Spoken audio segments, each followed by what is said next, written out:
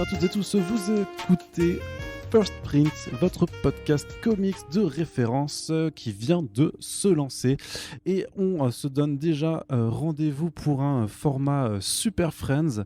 Alors pour ceux qui connaissent un petit peu Super Friends de l'époque où c'était sur Comics Blog, il s'agit de rendez-vous avec des acteurs et actrices de l'industrie des comics et de la pop culture qui la font vivre, et ce à tous les niveaux. Et pour l'un de ces premiers Super Friends sous l'égide First Print, je suis hyper content de retrouver Paul Renaud avec nous. Paul Renaud, donc artiste toulousain, mais qui n'a pas l'accent du Sud et dont ça fait très très longtemps que je voulais avoir en podcast. Salut Paul. Salut Arnaud. Comment vas-tu ? Bah écoute, ça va, on vit bien l'apocalypse. C'est vrai que c'est une année assez particulière. On aura l'occasion d'y revenir. Et donc, comme je disais en préambule, très content de t'avoir. Toi-même, tu sais, ça fait des mois que j'essaie de te capter à chaque fois en convention pour faire un podcast pour présenter ton travail. Et ça tombe bien puisque cet automne, ta dernière sortie Tarot, je sais pas si tu le dis Tarot ou Tarot, que tu as faite avec Alan Davis, tu vous dites comment Oh, vous ? moi je le dis à la française dans ma tête, je l'ai toujours dit Tarot. Tarot, ouais. Donc Tarot va sortir chez Panini Comics très prochainement. Alors vous écoutez ce podcast, peut-être que l'annonce aura déjà été officiellement faite, mais sinon, en tout cas, on sait que ça arrive. C'est pour ça qu'on se permet de faire ce podcast. Et j'ai envie de retracer un peu un trait sur ta carrière, qu'on découvre ton travail, qu'on voit un petit peu comment ça a pu évoluer ces dernières années. Et puis bon, forcément, il faudra faire un point 2020, puisque je crois que ce sera quelque chose qu'on va faire pendant avec tous les podcasts maintenant dans le monde d'après, puisqu'il y a quand même pas mal de choses à évoquer pour l'industrie des comics qui, comme le reste du monde, a été fortement touché.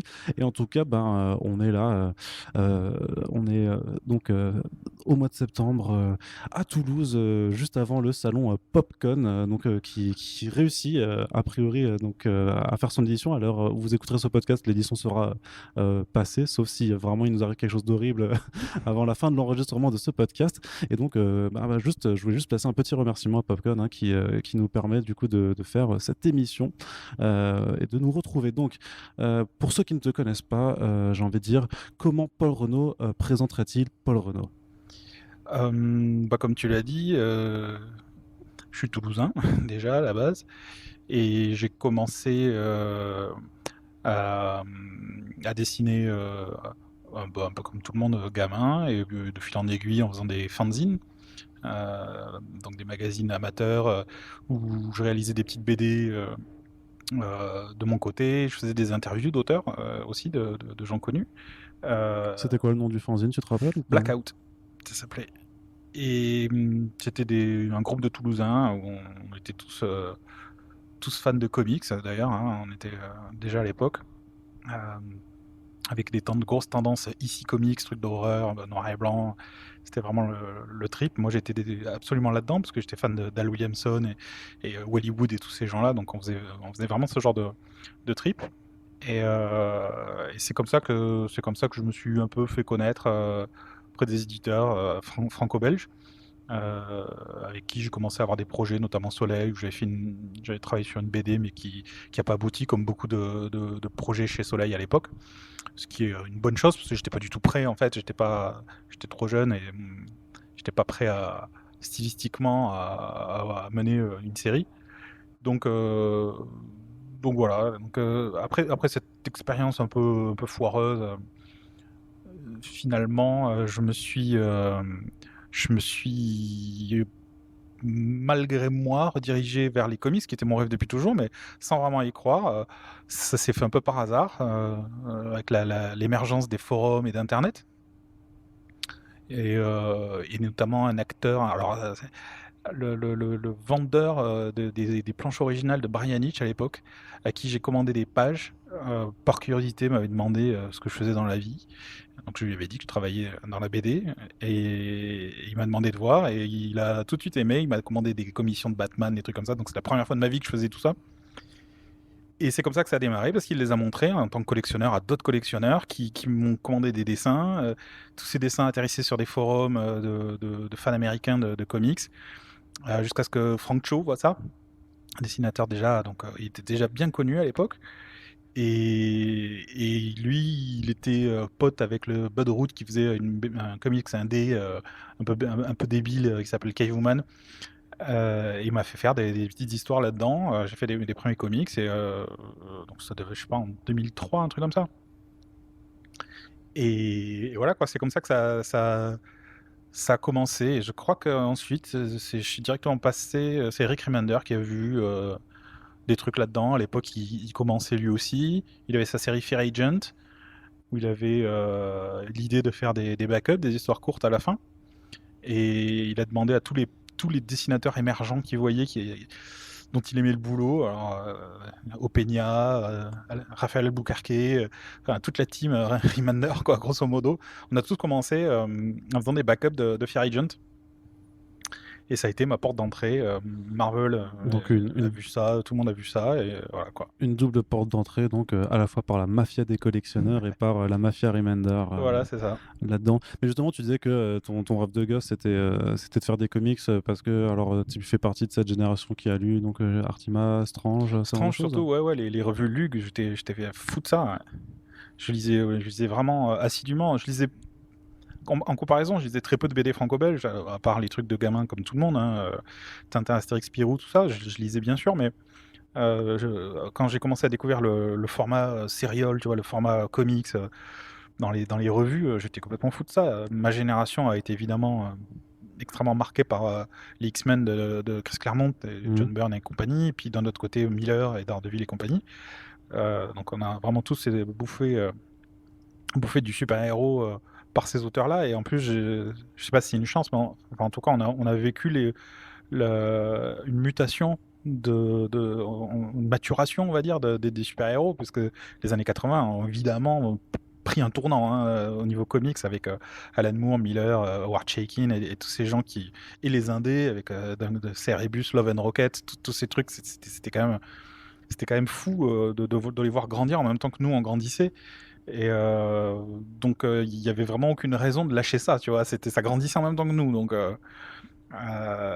c'était un rêve, mais un rêve inaccessible parce que à l'époque, à part Moebius qui avait fait un Silver Surfer, Ouais. il n'y avait pas de Français qui bossaient dans les comics, donc très peu d'étrangers à part les Anglais, mais qui parlaient la langue. Donc du coup, c'était inenvisageable et puis tout d'un coup, on a commencé à voir Olivier Coipel arriver, on a commencé à voir plein de gens. Enfin, plein de gens, non, puisqu'on fait partie de la première vague. Ouais, vous n'êtes pas si nombreux que ça, Ouais, et c'est même ça. encore à l'heure actuelle. Hein, Par rapport à d'autres pays, tu veux dire, ouais, Ouais. c'est clair. Ouais. Il y a énormément d'Espagnols, d'Italiens, bon, d'anglais forcément, quoi, mais effectivement, on a moins de Français encore. Ouais. On peut presque les compter sur les doigts de C'est deux vrai, mains. ouais. Et du coup, bah, ça rend le truc encore plus formidable parce que c'était tellement rare que du coup, ça fait encore plus conte de fées, tu vois. Que ça marche aussi facilement. Bon, après, voilà, il y a le facteur Internet qui a rendu tout ça facile. Ouais, qui a facilité les contacts, mais juste de cette période des années 80 que tu rappelais, qui effectivement, je sais que à chaque fois qu'on m'en parle, et c'est pas pour faire un écart générationnel, mais je me dis à chaque fois, mince, mais quand même, ça devait être quelque chose de vivre ça en tant que jeune lecteur et d'avoir pu découvrir ces BD au moment où elles sont sorties. Je me dis, mais les gens qui ont pu découvrir Dark Knight Returns ou Watchmen à l'époque de sa sortie, et toi, du coup, de cette période vivace, quoi, des 80-90, qu'est-ce qui t'a marqué le plus et qui pense peut-être peut encore t'influencer dans la façon dont tu vois le média BD et de la façon dont tu dessines? Ben, en fait, ce qui est génial, c'est que de toutes ces choses qu'on vient de citer, j'ai tout détesté en réalité, parce que j'étais gamin. Ouais. Donc quand Sienkiewicz est arrivé avec son dessin sur les New Mutants, j'ai détesté. Quand Kevin Nolan a commencé à styliser à mort son dessin, j'ai détesté. Quand Miller a commencé à partir du dessin académique et aller vers quelque chose de beaucoup plus stylisé, j'ai détesté. C'est ça qui est génial, c'est qu'en fait, évidemment, après, c'est devenu des références pour moi parce que j'ai fini par comprendre. Oui, le Paul Renault jeune n'avait aucun goût. Ben, c'est facile pour toi de dire ça. T'es né dans un monde où il y avait tous ces graphismes qui existaient. Mais moi, voilà, c'était dérangeant. Je suis passé de John Buscema à Bill Sienkiewicz. Non, je trouvais ça mal dessiné, bien sûr. Je disais pourquoi ils ont des tranches bizarres. Pourquoi j'avais pas la culture classique de connaître le dessin. Des modèles de Sienkiewicz, tu vois, du dessin classique hors comics, tu vois. On a été formaté par des codes et on connaissait quasiment que ça.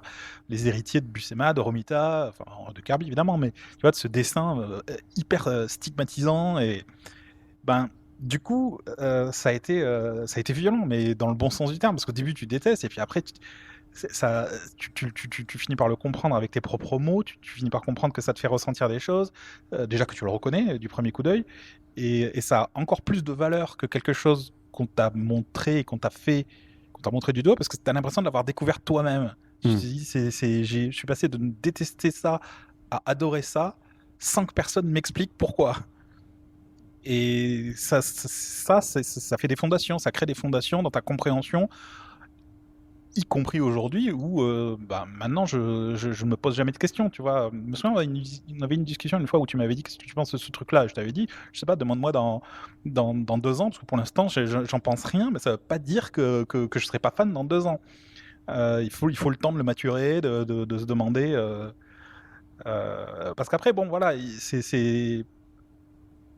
enfin, pour moi, ça fait partie de la magie de l'appréciation de la bande dessinée. On parle souvent des histoires, du scénario, parce qu'on est attaché aux personnages et qu'on a l'habitude de maintenant de voir des séries télé, et des choses comme ça. Donc on est beaucoup plus orienté développement de l'histoire et tout.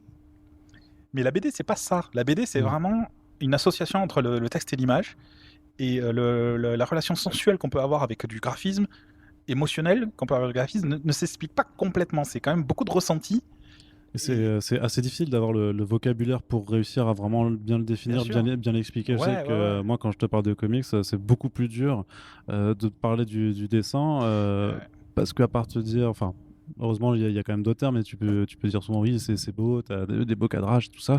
Et après, voilà, comment tu peux expliquer pourquoi Sienkiewicz, c'est génial, comment tu peux expliquer que les aplats de noir d'un Mignola ou le graphisme de Miller sur Sin City, c'est pas évident forcément. Et non, bien sûr, parce qu'il faut arriver à faire le pont entre l'émotionnel et l'esthétique. Alors, les termes esthétiques appliqués à de l'émotionnel.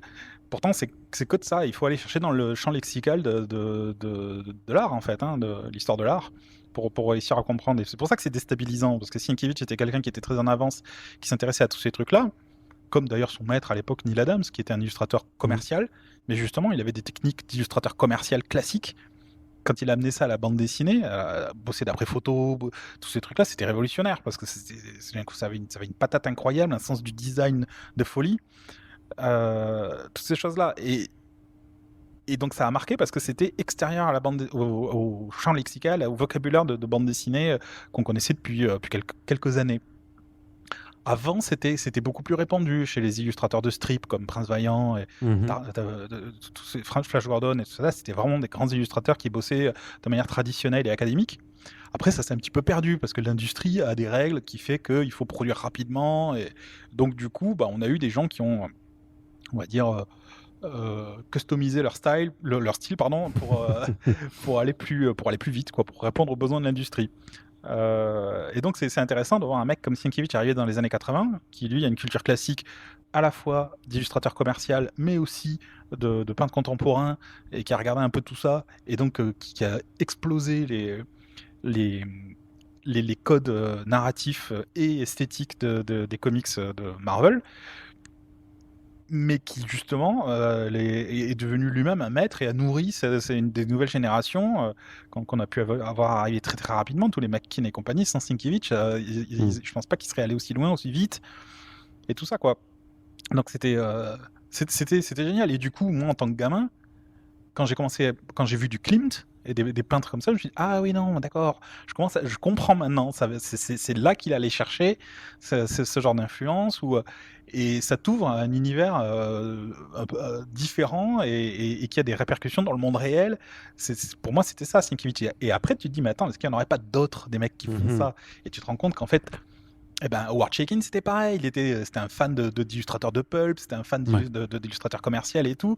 Et tu te rends compte, tu découvres des illustrateurs comme Lion Decker, Norman Rockwell évidemment, et tous ces mecs-là, et tu te dis, ah oui, d'accord, mais en fait, c'est ça qui se passe. C'est que c'est des mecs qui ont une vision plus large que ce que je connaissais dans les comics, quoi. Et c'est eux qui t'ont influencé pour avoir ton trait. Comment tu définirais un petit peu le style Paul parce que enfin moi je me permets de te le dire, mais on reconnaît ton trait aussi, hein. Je pense que de toute façon, on reconnaît plus ou moins tout le monde. Enfin, on reconnaît les erreurs des gens. C'est comme ça qu'on reconnaît un dessinateur. C'est tu reconnais pas ce qu'il veut faire, tu reconnais ce qu'il n'arrive pas à faire. Et Dieu merci d'ailleurs.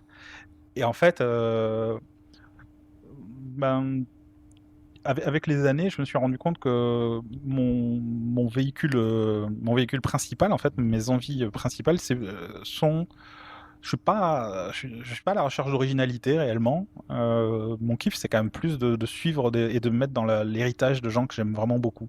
Je ressens un plaisir intense, tu vois, à me mettre dans la lignée de gens que j'ai aimés et assez rapidement, j'arrivais à identifier ça comme étant un style assez linéaire, classique, de gens comme Paul Smith qui dessinait les X-Men à l'époque, ou Alan Davis que j'ai adoré immédiatement, qui a été vraiment une grosse baffe pour moi, parce que justement je retrouvais beaucoup de choses que j'aimais chez Alan Davis. Il arrivait à synthétiser le dessin classique de super-héros, tel que redynamisé par Neil Adams, ou Gil Kane et des mecs comme ça. On voit tout ça chez Alan Davis, mais tu sens aussi que c'est quelqu'un qui aime Frazetta, qui aime les illustrateurs d'Heroic Fantasy, qui a un trait très sensuel, la SF. Il y a beaucoup de choses qui se mélangent dans son style et qui sont pas nécessairement que américaines. Il y a des illustrateurs comme Frank Bellamy, anglais, ou Frank Thompson qui ont dessiné Dander, des choses comme ça, et c'est un trait assez proche de la BD européenne en fait. Et tout ça, c'est contenu dans la variété des choses que peut dessiner Alan. Et, euh, et moi, au moment où je découvrais ce que faisait Alan, j'étais un peu perdu parce que justement, je savais pas comment me situer entre toutes ces choses que j'aimais, euh, et notamment la BD franco-belge. Et je savais pas comment me positionner pour essayer d'inclure tout ça. Et je pensais vraiment que c'était très. Il y avait un clivage entre les cultures et les cultures de dessin. Et pour moi, Alan, c'est quelqu'un qui m'a apporté on va dire, un, qui a déchiffré le code en fait quelque part de l'ADN en me faisant comprendre qu'on peut tout intégrer à partir du moment où on dessine ce qu'on aime et de la façon qu'on aime, on peut tout intégrer. Adam Hughes est un peu un autre modèle de cette chose-là, parce qu'il arrive à intégrer dans son style un peu toutes ses influences, que ce soit Musha ou justement d'autres gens comme Alan Davis ou Kevin Nolan, qui sont des influences pour lui, ou même Mignola.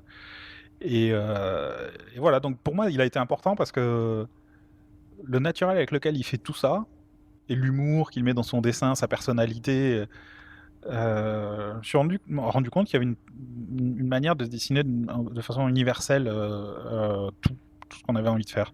Toi, quand tu dessinais, en tout cas, de ce que tu te rappelles dans tes débuts, tu regardais des planches justement de dessinateurs que tu aimais bien et tu essayais un peu de reproduire, tu y allais vraiment à plat et tu essaies de trouver comment Paul Renaud trouve-t-il un peu son style, comment il arrive à affiner sa façon de dessiner. Et désolé de parler de toi à la troisième personne. Quand j'étais jeune, je te dis, c'était une souffrance, c'était difficile de dessiner, c'est une souffrance quand tu sais pas le faire au début. C'est parce que tu as vraiment envie que ça ressemble à quelque chose, tu te compares à des Bah, modèles. faut se dire aussi, tu sais, que le mec qui pratique le violon au départ, il souffre Voilà, aussi, c'est ça, hein. c'est ça. Mais voilà, c'est quelque chose qu'il faut dire, hein, c'est une vraie souffrance. Je me souviens de ce que je ressentais à l'époque, et ça devient plus facile avec la pratique. Mais oui, je pense qu'une se mettre dans les pas de mes modèles a vraiment beaucoup aidé. Et ça pouvait donc être Alan Davis, mais il y a Moebius aussi qui était quelqu'un que j'aimais énormément au niveau dessin. Frazetta qui a toujours été une énorme influence euh, en termes de composition, évidemment. C'est évidemment Frazetta, c'est le modèle type de la composition coup de poing, quoi. C'est vraiment les- l'efficacité et tout ça. Euh, Mais après, voilà, ça peut varier parce qu'il y a des choses qui m'ont certainement influencé, mais qui ressemblent pas du tout à ce que je peux faire, mais qui m'ont influencé en termes de narration. Parce que ça aussi, ça joue beaucoup. Il n'y a pas que le dessin, évidemment, en Oui. bande dessinée, il y a la narration qui est prépondérante. Et Et ça, en tant qu'artiste, je te fais un aparté, mais tu penses que tu peux tu peux l'avoir de façon complémentaire à ce que te propose le scénariste ou ça peut aussi venir tout seul? alors normalement le dessinateur se saisit du scénario et doit impacter une narration. Le scénario, aussi précis soit-il, euh, on s'en rend compte quand on le dessine, ne verrouille jamais toutes les portes. C'est-à-dire que c'est beaucoup plus flou que ce qu'on peut croire. Même un scénario de 100 pages d'Alan Moore, si tu donnes Watchmen à dessiner à Mike Mignola, tu auras une autre BD complètement. Mais complètement. Et c'est pas que parce qu'il va dessiner des tronches bizarres, c'est même les plans, c'est même Mm. en fonction de s'il place la caméra en hauteur, ou tout change. Tout change. Et je sais que ça paraît difficile à croire pour des gens qui ne le pratiquent pas. Je le sais, j'ai eu des conversations avec tout le monde. Mais tous les dessinateurs vous le diront. Quand on a un scénario sous les yeux, il y a beaucoup plus d'incertitude que ce qu'on croit. Euh, et quand le scénariste est très bon, les évidences se créent. Parce qu'on voit très très bien qu'il a réussi à visualiser une dynamique de narration. Mais c'est très rare. C'est pas pour les critiquer, mais c'est très rare. C'est vraiment quelque chose qui naît presque de la composition, en fait, plus que de la direction d'acteur. Une page dessinée par un dessinateur en mode Marvel, c'est-à-dire à l'époque où ils avaient un synopsis, le dessinateur obtenait un synopsis et dessinait toute la narration, tu trouveras toujours un dynamisme de lecture. Je parle pas d'action, hein, je parle vraiment d'un dynamisme de lecture, même sur une scène où il ne se passe rien, qui va être bien supérieur à une page scénarisée en full script par quelqu'un même d'extrêmement compétent. Parce que tout simplement, le dessinateur va te faire une narration d'une évidence. La case va tomber de la case précédente, en quelque sorte. Tu vois, c'est une figure de style, mais tu vois ce que je veux dire. Ça va découler de la composition et du mouvement de la case précédente. Tout va être de cet ordre-là. Il va gérer les ruptures. Il va, au contraire, pour dire là, attention, là il y a une rupture difficile, c'est pour que la lecture se ralentisse. Il va gérer la taille des cases pour que justement on passe plus de temps à la balayer ou au contraire la séquencer. Bon, toutes ces choses-là, le dessinateur, c'est dans son ADN. C'est quelque chose, on est forcé d'y penser, ne serait-ce qu'en termes de composition. Je regardais une page d'Alan Davis la dernière fois, justement, scénarisée par Chris Claremont, à l'époque où c'était du Marvel Way, donc synopsis par opposition à du full script. Ouais. Et tu regardes, c'est d'une perfection en termes de narration. Tu vois le personnage, un plan légèrement en dessus, où deux personnages sont en train de discuter, tout d'un coup il intègre un canapé dans la composition, parce que c'est une vue de dessus. La case d'après, le personnage s'appuie sur le canapé. La case encore après, le personnage s'assoit sur le canapé. Et en fait, tu as tout un truc qui découle de... C'est tout bête, mais ça crée quelque part, ça crée des questions-réponses qui offrent une satisfaction inconsciente au lecteur, parce qu'il n'a pas conscience de ressentir une satisfaction. Mais pourtant, c'est le cas. Parce que tu crées une question dans une case, tu y réponds dans l'autre. Et ça, pour moi, c'était le secret du succès de Stan Lee avec son Marvel Way. C'est-à-dire que toute cette satisfaction inconsciente que tu ressens à lire les pages d'un Romita ou d'un Kirby vient de l'exaltation que tu ressens que le dessinateur a certainement ressenti à créer cette fluidité maximale. Un très bon scénariste peut créer ça. Alan Moore a réussi à créer ça à plusieurs reprises. Tu sens vraiment qu'il a contrairement à ce que beaucoup de gens pensent, Alan Moore est beaucoup plus visuel que littéraire. Il a une façon de construire ses pages très très visuelle. Et ça marche. Mais bon, avec moult détails, hein, comme on a pu voir dans ces scripts. Mais c'est difficile parce que c'est compliqué de réfléchir en termes de visuel, de construction, visuel, de composition pour un scénariste. Et c'est normal. En plus, ils empiéteraient considérablement sur la tâche du dessinateur et ça serait désagréable. Ouais. Donc, bon, voilà, on est dans une époque un peu difficile où on demande aux scénaristes, les éditeurs demandent aux scénaristes du full script et les mecs ne savent pas nécessairement le faire. Et c'est pas leur faute. Ils vont écrire tout ce qu'ils peuvent, mais quelque part, plus ils écrivent, plus ça nous crée des difficultés. Et toi, c'est quelque chose que tu as en plus personnellement vécu Ah oui, mais tous les dessinateurs vivent ça. On ne parle que de ça entre nous. Vous bâchez les. On les bâche pas parce que. Pas bâcher, mais vous dites, ouais, fais gaffe, lui, il fait que du full script de l'horreur. On essaie de pas faire ça parce que ça reviendrait à blacklister des mecs et on veut pas blacklister des mecs. On essaie de discuter avec eux pour leur dire calmez-vous, ouais. Discute avec ton dessinateur, apprends les limites du truc. Parce que nous, 80% de notre boulot, c'est devenu de la réparation, tu vois, de narration. Mm. On est obligé de réparer des narrations bancales parce que d'une image à l'autre, ça fonctionne pas. C'est pas la même chose que faire une série télé, tu vois. Écrire une BD, c'est vraiment pas pareil du tout, quoi. Ne serait-ce parce que t'as pas un acteur qui, avec son charisme, qui va te tenir une scène et que une scène, tu la vois en un clin d'œil, t'identifies que la pièce est construite comme ça, donc tu peux prendre un autre angle, tu la reconnaîtras quand même. En BD, si tu montres pas les choses qu'il faut, en fait, tu as plein de petits détails comme ça. Si tu maîtrises pas cette science-là, tu vas perdre immédiatement le fil, et ça arrive très souvent. Ça arrive très souvent aussi que tu aies des plans fixes sur des personnages qui parlent parce que le dessinateur a carrément abandonné, quoi. Il se dit, bon, bah écoute, ton personnage y parle, je vais le faire parler sous le même plan, le même cadrage, le même. Voilà, quoi. Et le problème, c'est que on gagnera jamais ce combat contre la série télé en faisant des BD comme ça. Parce que malgré tout, un acteur ou une actrice aura toujours plus de charisme en plan fixe qu'un dessin qui se répète. Bah ouais, bien sûr. Donc il faut jouer sur d'autres façons de rendre le récit vivant et dynamique et intéressant, quoi. Mais justement, quand tu dis qu'il faut discuter, parfois, et notamment quand tu travailles dans l'industrie des comics, c'est plus avec l'éditeur en général. Moi j'ai souvent beaucoup d'artistes qui me disent en fait qu'ils discutent presque qu'avec l'éditeur et qui échangent beaucoup moins avec l'auteur, qui en fait l'éditeur lui transmet le script, il retourne les pages et c'est comme ça. Donc comment on fait pour avoir plus de dialogue avec ton scénariste? Bah, malheureusement, ça dépend vraiment du coup, ça dépend entièrement de la personnalité du scénariste. L'éditeur, si tu veux, il crée cette distance-là par politesse. C'est-à-dire qu'il se dit, les mecs, ils n'ont pas forcément envie de parler entre eux. Quand je dis les mecs, c'est général, hein, c'est évidemment pas forcément que des gars. Mais il fait ça par politesse, c'est-à-dire si les personnes n'ont pas envie de collaborer, ils peuvent tous parler avec moi et moi je fais le relais entre tout le monde.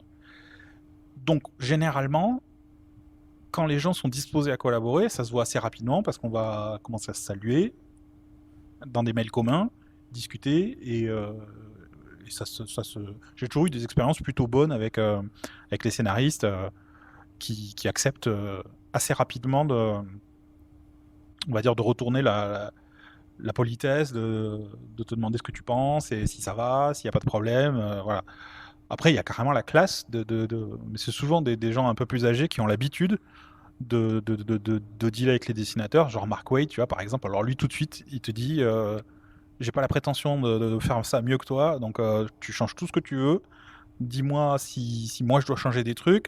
Ça, c'est une grande politesse. Ça veut dire que le mec, il est prêt à remettre du travail sur la table pour, si tu as une meilleure idée de comment ça peut fonctionner. Et il a raison. Parce que, comme je te dis, c'est un art qui ne peut fonctionner qu'avec une synergie. Le meilleur scénario peut être complètement massacré par quelqu'un qui n'est pas investi, par un dessinateur qui n'est pas investi et qui va se faire ou perdu ou en panique.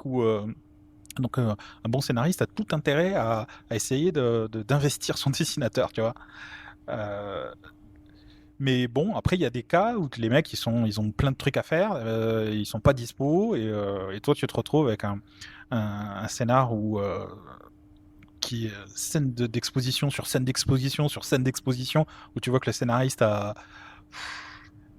je sais pas, soit il était pas en phase avec ce qu'il faisait, soit il avait autre chose à faire, mais du coup, voilà, c'est complètement indigeste, et c'est à toi d'humaniser ça, c'est à toi de trouver une narration qui va faire en sorte que le lecteur trouve une porte d'entrée, que les émotions passent, et voilà, ça peut vite un calvaire, parce que les mecs ils t'écrivent ça en 5 minutes, et à toi tu passes un mois, quoi. Hein.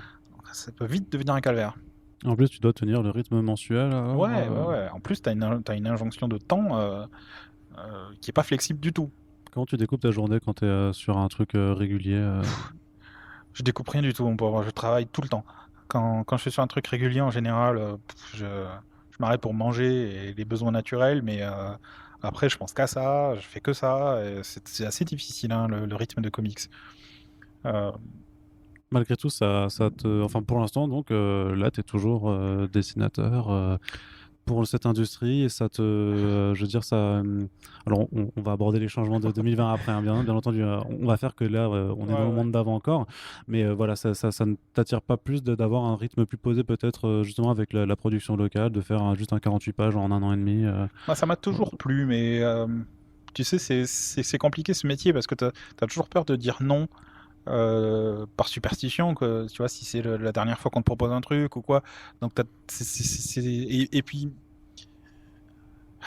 on est tous dans l'insécurité dans ces boulots-là. Donc tu te demandes toujours ce que tu vaux, et donc chaque proposition te flatte toujours nécessairement un peu. Donc tu as toujours du mal à dire non, surtout quand tu sens que les gens en face de toi répondent à des demandes. Tu vois, tu dis oh j'aimerais bien faire ce type de perso. Et puis après, tu te retrouves à en avoir un peu marre, t'es en burn-out, et tu dis, bon, je vais passer à autre chose, peut-être faire un album franco-belge, comme tu dis, un truc à 48 pages plus long. Et là, les éditeurs reviennent en te disant, tiens, tu voulais pas faire les 4 fantastiques? Voilà, les 4 fantastiques. Et donc, bon, bah, d'accord. C'est comme ça que toi ça marchait quand t'as commencé, donc on revient un peu dans le passé, mais donc tu me parles de Fear Agent, après t'as pu avoir de plus en plus de travail, tu choisissais en fonction de quoi, de ce qui était disponible, parce qu'au début tu démarrais, du coup tu voulais juste avoir du taf, ou tu pouvais déjà commencer à dire bon j'ai plus envie de faire tel personnage. Bah, au début, en fait, j'ai été une mésaventure assez longue, en fait. Suite à Sophia Agent, je me sentais pas prêt à partir pour Marvel directement, même si les éditeurs m'avaient contacté. Et donc, je me suis dit, tiens, je vais faire d'autres trucs pour m'aguerrir un peu. Et j'ai commencé à bosser sur du Red Sonja, des trucs comme ça, Mhm. pour Dynamite. Et j'étais un peu pris en otage d'un contrat que je contestais, mais j'étais débutant, donc je savais pas trop si je pouvais me permettre de claquer la porte. Et donc je suis resté très longtemps à bosser pour eux, à faire des tonnes et des tonnes de couvertures. Vraiment, j'ai fait vraiment énormément de couvertures pour eux. Du Vampirella, des Jatoris, tout Tarzan, Flash Gordon, vraiment, Green Hornet, voilà, n'importe quoi.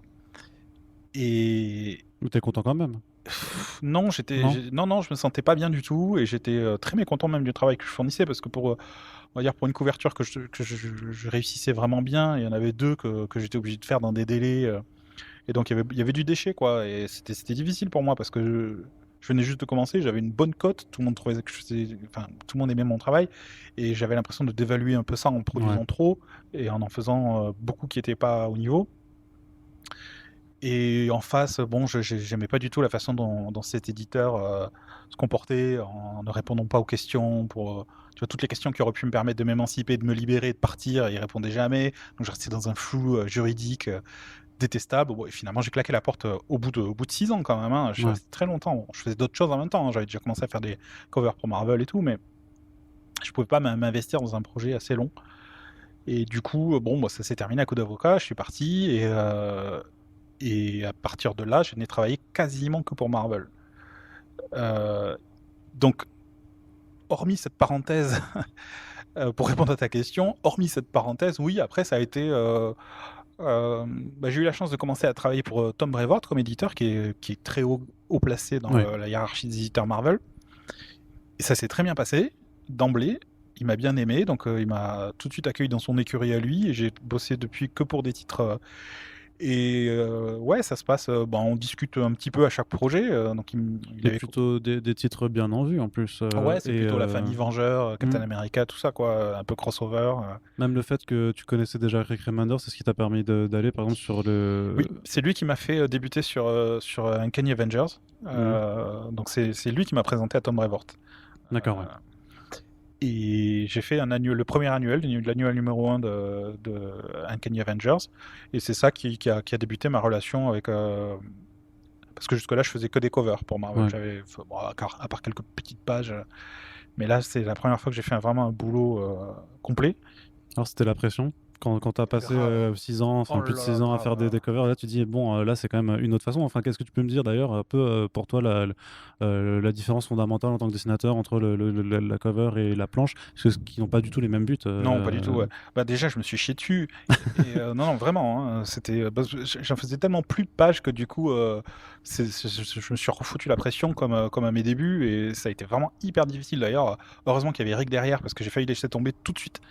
Ah J'ai ouais. commencé à être en retard sur les premières pages. Je me suis dit, allez, c'est foutu, j'y arriverai pas. Je vais dire à l'éditeur qu'ils prennent quelqu'un d'autre. Moi, je suis trop abîmé, je suis plus capable de faire ça et tout. Et heureusement, Rick, qui est un bon copain, il m'a pas laissé tomber. Il m'a dit non, non, non, surtout pas que tu fasses ça. Donc il m'a remotivé à fond. J'ai fait des pages. Il était vraiment derrière moi tout le temps. Il était vraiment hyper cool. Euh, l'éditeur était vraiment sympa, et heureusement, du coup, il en a rien su, parce que je lui ai pas dit, grâce à Rick. Enfin, il a servi de tampon, quoi. C'est-à-dire que tous mes doutes et toutes mes douleurs, j'en parlais qu'à Rick. Et donc, du coup, j'ai fait tout le noir et blanc d'un coup. L'éditeur était assez content, pas de problème. Et à la fin, donc du coup, j'ai fait les couleurs moi. Et dès les premières pages de couleurs, j'ai retrouvé un peu mes marques. J'ai fait des couleurs un peu singulières à ma façon de faire. Et, euh, et alors là, ça s'est débloqué. L'éditeur a dit putain, c'est génial, j'adore. Ce qui voulait dire que le noir et blanc l'avait pas emballé, clairement. Mais du coup, au moins, ça s'est transformé. Et c'est là qu'Eric a dit voilà, j'en étais sûr, c'était ça que je voulais. Tu vois, il a dit à l'éditeur et ça a transformé l'essai. Quelque part, psychologiquement, c'est resté. Parce que l'éditeur s'est dit ah ouais, d'accord. Donc c'est un mec qu'il faut laisser faire pendant un moment. Et après, il va transformer le truc en quelque chose de bien. Et depuis, bah, c'est vraiment grâce à Rick que j'ai gagné la confiance de Tom Brevoort. Et après, donc du coup, c'est vrai que maintenant, il m'écoute, Brevoort. Il sait que je connais mes limites. Et donc, quand je lui dis, tu sais, celui-là, je pense qu'il faudrait que je le fasse en couleur, il fait vraiment ce qu'il faut pour que je fasse les couleurs sur un truc. Quand je me dis, bon, celui-là, j'arriverai pas à tenir les couleurs, puis c'est pas essentiel à l'histoire, il me dit, bah, c'est pas grave, on va trouver un coloriste. Ce genre de truc, j'ai une assez bonne relation avec lui. Et d'une fois sur l'autre, ben, tu vois, par exemple, sur Tarot, il y avait les 4 fantastiques à un moment donné. Et tout de suite, il a dit ah, ça a l'air de t'éclater, non? Les dessiner, t'aimes bien? Je dis ah, j'adore. Et le projet d'après, paf, il me propose les 4 fantastiques, tu vois. Donc c'est quelqu'un qui garde un peu en tête ce genre de truc. Et j'aime bien, il est un peu old school, Brevoort, et on s'entend assez bien. Il t'a proposé de dessiner les 4 Fantastiques? Un projet, ouais. Un projet, d'accord. Pas la série régulière Non. de Slot. Non, bah, tu vois, partir sur une série comme ça, je sais pas si ça me. Je préférerais faire rester sur des annuals ou des séries limitées ou des Ouais, trucs. des numéros. Bah, ça te laisse plus le temps de Bah voir ouais, autre chose. Parce que je sais pas si t'as vraiment une période où t'étais en full time vraiment à faire des numéros à la suite. Bah, il y a eu un moment donné sur Captain America Ouais, c'est où ça, ouais. ça correspondait à ça, même si je faisais pas des numéros qui se suivaient beaucoup. Mais en fait, comme il le sortait 2 fois par mois, on en alternait avec Acuna. Mais moi, je travaillais en flux tendu, tu vois. Ouais. J'étais sans arrêt en train de. Et c'est vrai que c'est assez violent, quoi, hein, parce que tu vois vraiment la pression. En plus, tous les trucs changent en même temps, parce que tu avais 2 séries en même temps. Donc 2 numéros par mois de Sam Wilson, 2 numéros par mois de Steve Rogers. Ah, tu vois, le truc de malade, quoi. Et tout ça dans un même univers, avec des variantes, enfin, des données qui changeaient, il fallait changer Tu des dois te éléments. tenir au courant de ce que font les autres. Comment c'est l'éditeur qui te met au courant de ça, j'imagine, Normalement, qui est un c'est peu le l'éditeur, manager. ouais, mais en fait, ils étaient à la ramasse. Il y avait Ah ouais. tellement de trucs qui changeaient. Ouais, Nick Spencer, il change tout le temps, tout. Et il écrit même pas les pages dans l'ordre et tout. Donc, en fait, non, on est devenu potes avec Acuna pour ça. Ah, par Comme groupe on parlait d'entraide. tout le temps pour savoir. Tu vois, il m'envoyait des pages en me disant fais gaffe, regarde, il m'a demandé de changer ça. À mon avis, tu dois l'avoir dessiné. Et en effet, tu vois, c'était des trucs comme ça, quoi. Donc, on s'envoyait tout ce qu'on faisait en temps réel parce que sinon, ça allait plus vite que de demander l'éditeur. À partir de quel moment ça a commencé à... Enfin, à quel moment, je veux dire, je pense que les médias ont commencé à s'intéresser à toi ici en faisant le français qui dessine chez Marvel, parce que forcément, c'est arrivé. Enfin, Ouais. j'ai retapé ton nom dans l'onglet, le Frenchie qui dessine Ah Captain bah, c'est America. quasiment la moitié des titres. C'est ça, voilà. Ouais, ouais. Donc, à quel moment on commence à remarquer qu'il y a quelqu'un à Toulouse là qui est en train de dessiner pour les majors ricains? Bon, c'était à partir des films. C'est un moment où il y a eu les films, les plus gros succès des films. C'est à partir de ce moment-là où les gens se sont intéressés. Parce que sinon, il n'y avait pas de particularité. Au contraire, les comics étaient plutôt mal vus dans le monde franco-belge. Alors BD mais même extra BD. Tu vois, tout le monde s'en foutait de ces trucs-là. Donc, c'était pas forcément excitant. Et à partir du moment où il y a eu les films, voilà. Ah, d'un coup là. Ah Eh bah. ben oui, parce que forcément, Ah bah. c'est pas cher, c'est facile à trouver. Tu vois, quelque part, on est dispo. Et puis, bon, voilà quoi. Mais c'est vrai que ça m'a vite saoulé quand même. Ouais, t'aimes pas cette étiquette. Bah, il y a tellement peu de répercussions pour ce que j'aime le plus au monde, c'est-à-dire les comics. Ça sert Ouais. tellement pas les comics.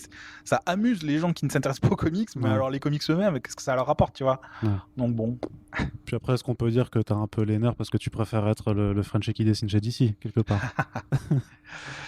Bah, d'ici, c'est vrai que tu fais souvent la blague. Oui, oui, ça. Mais j'aime DC, c'est juste que j'ai peut-être un tout petit peu moins d'affect parce qu'à l'époque où je lisais toutes ces revues, c'était vachement mal diffusé DC en Bah France. Donc j'ai pas grandi avec DC. Je les ai découverts grâce à mes idoles, Frank Miller et tout ça, quand ils ont commencé à en faire. J'ai découvert, comme tout le monde, je me suis intéressé à ça, Dark Knight et tout. Mazzucchelli sur Year One, tout ce truc j'adorais. Mais j'ai pas le même affect. En fait, je crois que j'ai découvert d'ici beaucoup plus avec l'univers de Bruce Timm en dessin animé, tu vois. Mhm. Là, j'ai commencé à développer vraiment de l'affection pour tout ça. Mais j'ai- tu, tu me dis quel est ton run préféré de Superman? Et, voilà, Green Lantern, je sais pas quoi. Tout ça, j'ai pas lu. Non, Je- je- t'as encore du chemin à faire Ah là-dessus. ouais, je sais bien, je sais bien. Si tu veux des cours particuliers. Après, bon, je fonctionne comme là pour le coup, je fonctionne à l'européenne, c'est-à-dire qu'il y a des œuvres que je connais. Ouais. Alors voilà, New Frontier, tous ces trucs-là, je les connais aussi bien que tout le monde. Mais tu vois, c'est un peu des pépites. Ça va pas être la continuité. Je peux pas te, enfin, voilà quoi. Je suis les dessinateurs, les auteurs que j'aime. Voilà, quand Brian Hitch avait fait à l'époque avec The Authority, après quand il est passé sur Justice League, tout ça, ça m'intéressait, donc je regardais et j'arrive à voir à peu près où en sont les persos, comme ça quoi. Ouais. Alors je reviens du coup à cette différence entre la planche et la couverture, Ouais. puisque on est dans le mood. C'est entretien fleuve, tu vois. Ouais, J'ai pas une liste point par point parce que j'aime pas faire c'est comme ça, quoi. l'interjudigression. Donc effectivement, c'est comme ça que Super Friends ça marche aussi, je trouve. Ouais, donc la différence fondamentale pour toi, comment t'abordes la couverture par rapport à la planche, donc qui n'ont pas les mêmes buts, et du coup tu peux pas aborder de la même Non, façon. bah non, bah la couverture elle est censée impacter une idée très rapidement, il faut que ce soit instantané, que ça se comprenne très rapidement et puis surtout que ce soit attractif, donc que ça te donne envie d'ouvrir le bouquin ou de le regarder en tout cas. Alors, dans le meilleur des cas, si on dispose d'une histoire, un bout d'histoire ou un synopsis, on peut faire quelque chose qui pose une question, qui interroge, ça c'est le mieux. Quand on l'a pas, généralement on va taper dans l'iconique ou tu vois un truc un peu standard, mais bon, il en faut. Hein. J'aime moins parce que j'en ai fait tellement que du coup c'est un peu le ras-le-bol. Mais bon, c'est le job. Puis on se trouve toujours des petits plaisirs à faire. T'aimes bien tu sais, c'est des couvertures avec dialogue dessus. Ouais, moi j'aime bien. Ouais. Ouais. Ah oui,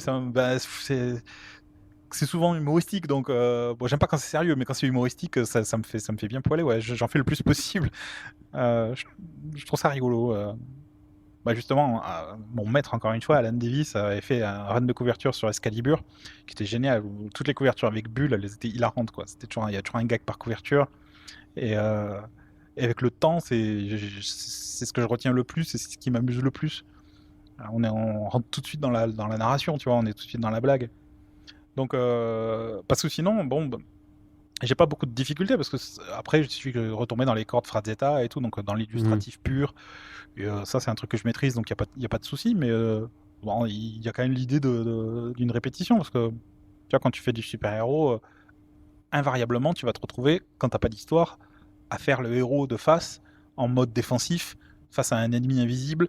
Bon, celle-là, je l'ai fait un paquet de fois. Hein. Ouais. Donc tu varies les personnages, mais l'idée reste la même. Tu te lasses Et jamais. ben, je te dis, tu trouves toujours des choses sympas à faire. Enfin, il y a toujours quelque chose qui peut t'amuser. Ça peut être la couleur ou le. Mais t'as des indications aussi sur un peu sur le contenu du numéro quand même Des fois, non. Hein, tu sais, des non. fois, ouais, ouais.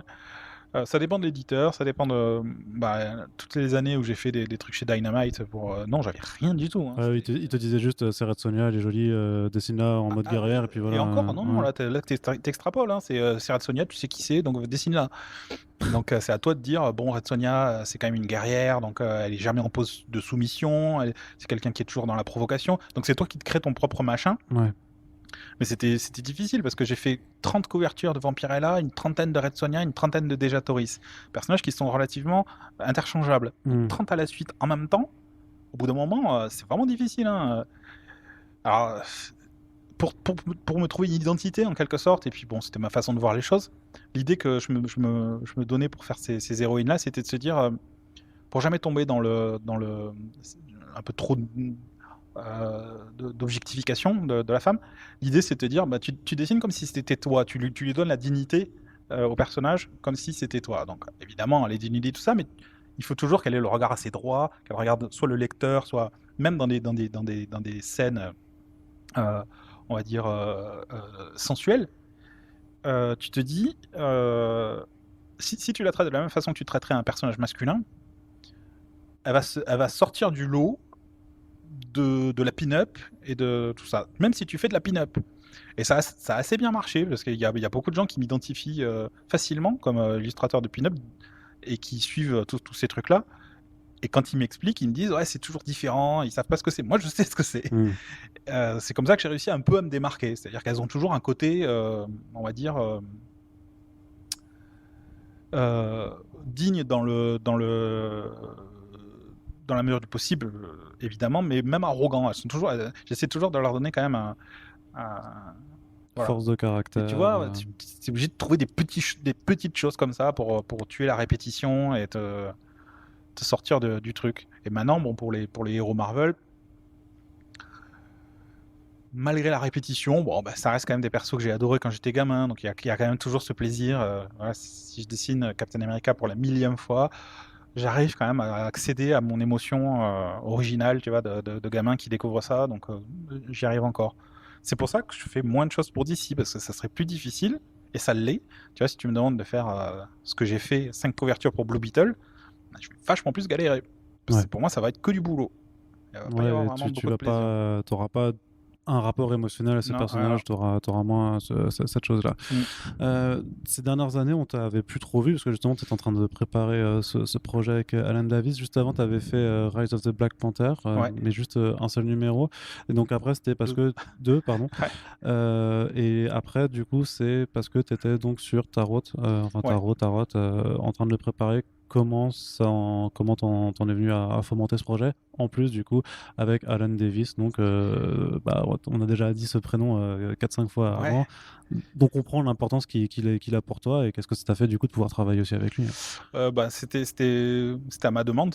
Euh, donc, Donc là, c'est le petit.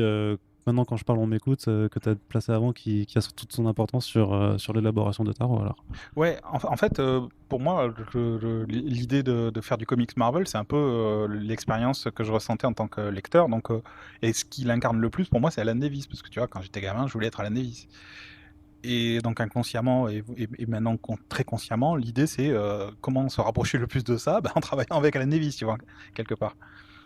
En fait, je l'avais déjà rencontré donc il y a très longtemps quand je faisais ce fanzine Blackout. Je l'avais interviewé à Ok. Angoulême et il avait été très, très sympa. Et donc je dois avoir 19 ans, tu vois, un truc comme ça. Et, et plusieurs années après, quand j'ai commencé à devenir professionnel, je l'ai recroisé dans un salon, il se souvenait de moi en fait. Et donc on a repris contact comme ça, on a beaucoup discuté et de fil en aiguille, une relation s'est nouée un peu plus formelle où il a complètement compris mon besoin d'avoir on va dire, de me placer dans un héritage. C'est quelque chose qu'il comprend parce que lui-même est un peu comme ça. Il aime beaucoup les illustrateurs d'avant, les dessinateurs d'avant, et il n'a pas un ego, il n'a pas une personnalité de quelqu'un qui se met en avant. Il aime vraiment jouer avec les jouets des autres, tu vois, de Marvel et ces choses-là. Et ça passe par pas nécessairement construire une carrière, mais se faire juste plaisir, quoi. Et donc, du coup, quand il a compris que j'étais un peu sur le même trip, il s'est un peu ouvert à toutes les questions que j'avais à poser, tu vois, les questions de fans, vraiment. Hein. Encore maintenant d'ailleurs, on est potes, mais alors vraiment, je pense que je le crible de questions à chaque fois qu'on se voit, mais ça peut être n'importe quoi. C'est sur sa carrière, sur ce qu'il a déjà rencontré John Buscema, Mhm. toutes les questions les plus comment il était, comment ça se passait, quelle était sa vision des choses. Bah, surtout qu'il a vécu à une époque où, enfin, en Ouais, bah termes ouais. de nom, Moi, pour moi, c'est hyper important pour moi. J'ai rêvé de toutes ces années-là et rencontrer des gens et être pote avec des gens. C'est pareil avec Arthur Adams, on discute ce genre de trucs tout le temps. Ça le fait marrer parce que pour lui, c'était sa vie et il s'en foutait. Mais pour moi, c'est de la mythologie. Donc, mhm. j'ai besoin de savoir ces trucs-là et de voir comment. Est-ce ce qu'il ressentait, est-ce que c'était comparable à ce que je peux ressentir moi face à mes délais d'aujourd'hui ou quelle différence il y a et quelque part, c'est nourrissant et ça aide aussi à passer des difficultés et des doutes. Donc Alan, il a vraiment cette étoffe de mentor et c'est une des personnes les plus bienveillantes que j'ai pu rencontrer de ma vie. Euh, Hyper loyal et c'est vraiment quelqu'un de droit. Je sais qu'il peut rebuter beaucoup parce qu'il a une personnalité très austère. En réalité, il a beaucoup d'humour et tout. C'est juste, c'est quelqu'un qui est tellement humble et qu'il aime pas. Tu vois, il déteste le small talk, il déteste ce genre de trucs, mais en réalité, c'est certainement la personne en qui j'ai le plus confiance au monde, quoi. Et, et donc voilà, je discutais régulièrement avec lui de mes expériences professionnelles. Et c'est grâce à lui que je sais exactement de ce qui a évolué, ce qui change. D'ailleurs, tu vois, quand on discute des scénaristes, il m'explique pourquoi ces scénaristes tombent dans des pièges, pourquoi avant c'était comme ci, comme ça. Enfin bon, c'est intéressant, quoi. Et donc je lui disais à quel point ça pouvait être difficile pour moi de travailler avec des gens qui n'étaient pas justement qui n'étaient pas du tout visuels et alors que la mode veut qu'on ait tous des dessins beaucoup plus réalistes, complets, avec des décors, et que c'était vraiment très très dur de tenir les dés dans ces conditions-là. Et que du coup, je passais un petit peu à côté de mon rêve et de mon fantasme Marvel, quoi, de travailler de cette façon, avec quelqu'un qui maîtrise tout ça bien. Et bon, Alan sait très bien que je suis un gros fan de ses scénars, parce il a beaucoup écrit, hein, il a commencé sur Excalibur, mais il a écrit plein de choses que j'aime beaucoup, notamment un bouquin chez DC qui s'appelle GLA The Nail, que j'aime vraiment énormément. Mais bon, voilà, dans nos discussions, je savais qu'il avait pas vraiment envie d'écrire, qu'il était un peu blasé, ça le saoulait un peu de représenter les projets à Marvel. Il m'a toujours dit que c'est pour ça que lui-même en faisait peu pour lui-même. Et donc voilà, j'étais pas du tout dans l'état d'esprit de l'embêter avec ça. Et puis c'est dans une conversation où je me plaignais, j'étais en train de me lamenter. Voilà, je lui ai dit si seulement t'avais pas laissé tomber, que si seulement tu pouvais m'écrire un truc. Et il m'a dit attends, mais je savais pas que tu voulais que je t'écrive un truc. Si tu veux, je t'écris un truc. Et alors j'ai immédiatement appelé Tom Brevoort en lui disant est-ce que l'idée de moi qui dessine un truc et Alan qui écrit est acceptable pour toi et pourrait être excitant. En lui disant je sais pas si tu as lu Justice League The Nail, mais pour moi c'est vraiment un exemple type d'une œuvre collégiale où tu as tous les héros qui interviennent dans une aventure qui se termine. Voilà, c'est le crossover en termes, on va dire, le crossover pas en termes de continuité, mais tu vois, le crossover parfait pour moi. Il y a peu de gens qui sont capables, je trouve, d'écrire un truc de manière aussi classique. Et je lui ai dit, je sais pas si t'as lu ça, mais tu vois, voilà, il m'a dit si, je suis un gros fan, mais pareil que moi, il veut pas emmerder Alan. il voulait pas l'embêter avec ce genre de truc. Il m'a dit si t'as l'accord d'Alan pour faire ce truc-là, oui, ça nous intéresse. Donc de son côté, il a écrit à Alan, qui lui a confirmé qu'il était ok pour faire un truc comme ça. Alan a fait un premier traitement en grosso modo mettant tout ce que je lui demandais dedans. C'est-à-dire, j'ai fait une liste de tout ce que je voulais. Il a tout mis. Il a fait un. Donc il m'a dit la meilleure façon de toucher tous les univers que tu veux, c'est de traiter les Vengeurs et les Defenders, parce qu'avec ça, on a Asgard, on a Atlantis, on a Galactus, on a tout. Mephisto, voilà. Et en plus, il a composé ça de manière à ce que chaque héros se réponde. Tu vois, t'as les deux héros de la Seconde Guerre mondiale, t'as les deux Asgardiens, t'as les deux scientifiques, t'as Vision et Silver Surfer qui se répondent en termes d'android, alien, impassible. T'as le sorcier et la sorcière. Enfin bon, du coup, il a composé son truc de manière symétrique. Miroir, ouais. D'où la première couverture. Ouais. Et voilà, donc il a proposé ça à Marvel en me disant t'excites pas, ça sera jamais accepté. Et en fait, il avait raison parce qu'à l'époque, il voulait pas du tout de trucs classiques. Mais Cebulski venait d'être nommé éditeur en chef, et lui, par contre, justement, apparemment, il a des envies horizontales, tu vois, d'étendre l'univers et de faire un peu plus à la DC, on va dire, hein, parce que c'est clairement un produit DC, ce truc-là, hein, c'est une série DC, hein, dans l'esprit. Ouais. Et en fait, il a approuvé tout de suite. En 2 semaines, c'était plié, quoi. Il avait approuvé le truc, on était tous les deux scotchés. Et du coup, voilà, Alan l'a écrit en full script. Mais alors, c'est vraiment rien à toucher, quoi. C'est une perfection de scénario en termes structurels. Et voilà. Après, ça a été très dur parce que voilà, quand tu veux vraiment quelque chose de très très fort et que tu l'obtiens, en réalité, c'est toujours très difficile parce que du coup, tu te confrontes à la réalité du truc après. Et puis tu te rends compte que t'es pas Alan Davis, quoi. Qu'il faut apprendre et que c'est difficile parce que étant donné que je suis un gros fan, je connais sa carrière par cœur, je lisais le scénario, je voyais des images d'Alan Davis Je voyais exactement comment il l'aurait fait, précisément. Et tu te dis, il faut que je fasse de même ou alors, ou faut juste comment que Il faut je le déjà que fasse j'y arrive, différemment? il faut déjà que j'y arrive à faire quelque chose de comparable. Et alors oui, l'idée de me démarquer, je l'avais aussi, mais en fait, c'était très dur parce que justement, comme il le voyait d'une certaine façon, se démarquer était très très dur. Il fallait le dessiner comme lui l'aurait voulu, et techniquement, bah, il faut y arriver, quoi, parce que les gens le savent peut-être pas, mais tu vois, il y a dessiner, c'est déjà une difficulté en soi, mais dessiner des tonnes de persos, c'est une deuxième difficulté en soi. Parce que faire vivre des persos sur toutes les cases, quand tu as un groupe de personnages de 10 persos en permanence, c'est vraiment un art à part entière, hein. C'est pour ça que tout le monde le disait à l'époque, hein, les George Pérez et tout ça, les John Byrne, c'était des mecs qui faisaient ça comme ils respiraient, mais aujourd'hui, il n'y en a plus tant que ça, tu vois, à part Brian Hitch et quelques fondus comme ça, et encore, il est pas super rapide. C'est vraiment dur, quoi. C'est pour ça, la plupart du temps, t'as que des apartés, t'as que des persos qui sont en train de se parler. Des groupes de deux. Ouais. Mm. Mais Alan, non, lui, il écrit ça de manière épique parce que Marion, ma femme, lisait les scénarios en lui disant, il est gonflé, pourquoi il te demande des trucs comme ça? Et ma réponse c'était parce que lui, il peut.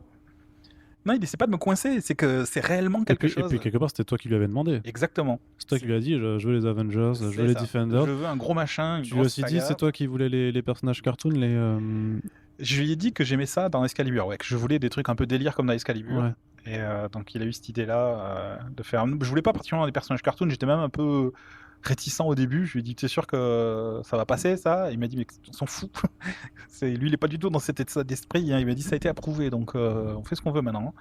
Parce que là, c'est vraiment le truc. On va reparler un peu juste de représenter le projet, mais par rapport à ces personnages-là, quand les mettre dans l'histoire, c'est quelque chose. Les foutre en couverture directement du troisième numéro. J'ai eu très peur la couverture, ouais. Et là, je me suis dit, c'est ballsy un peu quand même. Tu vois, je voulais pas du tout. D'ailleurs, je pense que ça a fait du tort à la série, hein. Ah ouais? Je continue à. Oui, bien sûr. C'est pas grave. Encore une fois, ça fait le mérite de surprendre vraiment. Hein. Ah ouais. Mais il y a des gens qui détestent l'humour, hein, dans les lecteurs de comics de super-héros. Mais vraiment, hein. Mais c'est dans 5 ans, ils veulent pas de politique, ils veulent pas d'humour, ils veulent quoi à la fin? Ils veulent plus rien à la fin. Et ça, c'est une bonne leçon justement d'Alan. C'est ce genre de truc qui me rassure, parce que moi, j'essaie toujours de pas déranger et tout. Et puis lui, voilà, il était complètement décomplexé. Il m'a dit, mais on s'en fout, c'est l'histoire, c'est comme ça. Si on perd des lecteurs, on perd des lecteurs, quoi.